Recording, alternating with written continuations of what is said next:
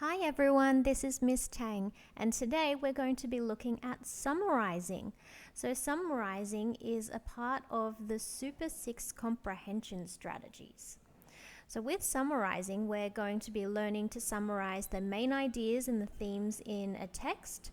And the reason why we do this, because summarising helps us figure out what is the most important part of the text and the most important ideas, and then we can disregard anything else that's irrelevant. Okay? For the success criteria, you're going to be using different strategies to summarize, like trying to figure out who the main characters are, what they want, what the problem was, how the problem was solved, and what the solution was. And you'll need to be able to identify who the main characters or the key people are, be able to use past tense, use linking words that show cause and effect, and also to use time connectives too. So let's have a look.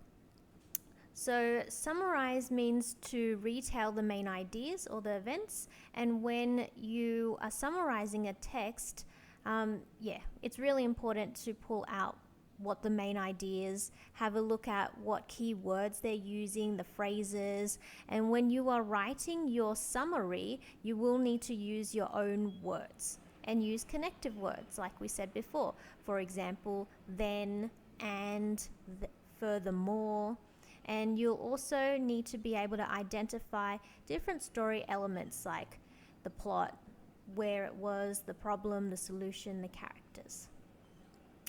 Okay, so here is a little bit of an example. There's the three little pigs, and then they've pulled out lots of different main points. So there's dot points on the side, and I'll give you an example that I've made myself too.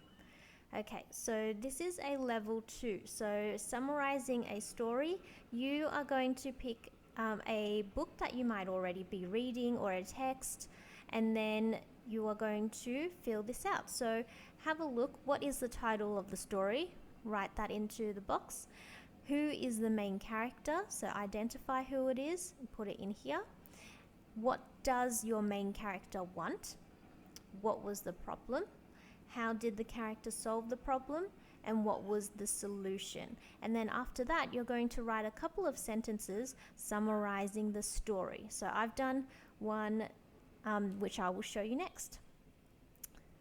Okay, so there is actually a story that I've been working on and writing with my friend, and this is a summary of our story. So our title could be, I don't know, this is just the draft, but it could be Amber and the Plastic Monster. The main character is Amber. Amber wants to win a cheerleading competition. The problem is that there's a plastic monster that keeps getting in her way. How the character is going to solve the problem is she's going to get a little bit of help from her new friends, a couple of magical creatures, and a little bit of magic. And then the solution of the problem is that the plastic monster goes away and Amber finally gets to win her cheerleading competition. So how do we, after you write down your responses in the boxes, how do we put that into a summary, into some sentences? Well, first, you come up with somebody. So you start with, I'm going to start with Amber. So I put Amber, and then you can use these words up the top. So we've got wanted, but, so, then.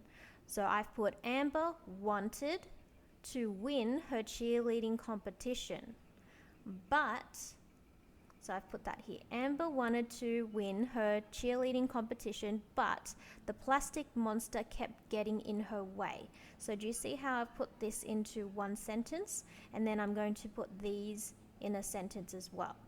So I said, with the help of her new friends, a couple of magical creatures, and a bit of magic, the plastic monster goes away and Amber finally wins her cheerleading competition.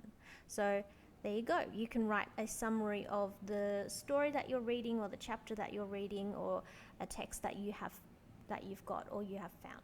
Okay? So just a couple of sentences. And then if that is a little bit too challenging, it's okay. you can do a level 1.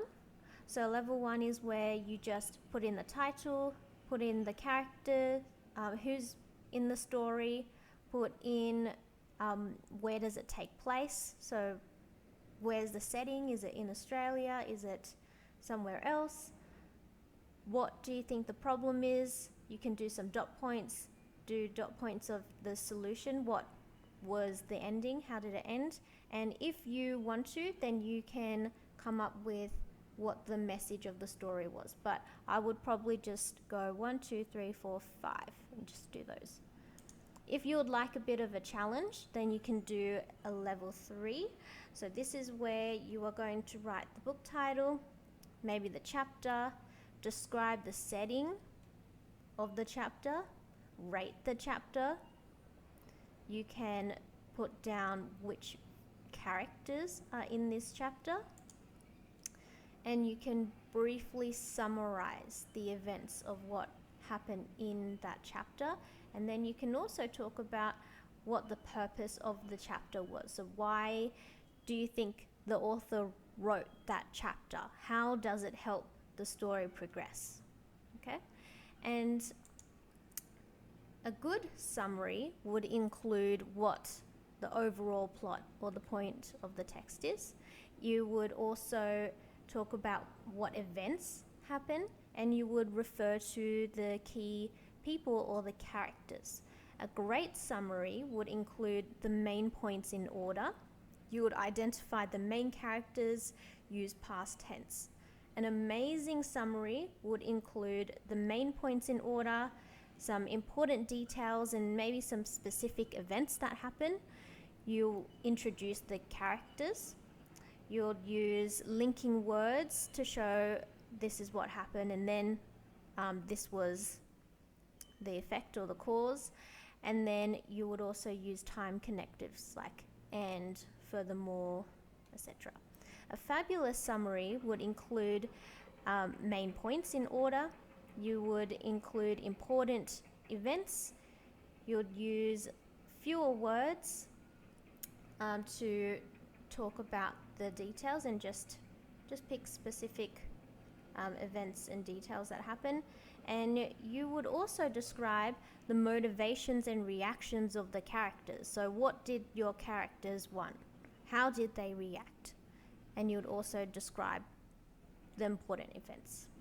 And I'm going to show you what a good one would look like too. So you can use these as examples and you can have a read. Okay, so this is what a good summary looks like. So Harry met a 3-headed dog and learnt how to fly a broomstick. So this includes some main events, but not really in order of what happens in the story. This is a great summary. So this great summary includes most of the key events. It names important characters, and we might not understand why Harry got onto the Quidditch team. We don't know why Malfoy challenged Harry to a duel. We don't know the importance of the dog standing on the trapdoor. So this is what makes a great summary, but it is missing a few things, like we don't know the motivations of the characters. Okay, and then this is an amazing summary where it will include the important events, some details, introduces the characters, uses linking words. So you can have a read of that. And this is a fabulous summary. So this includes information, details. It also explains the motivation of the characters, and it also doesn't really talk about the less important events.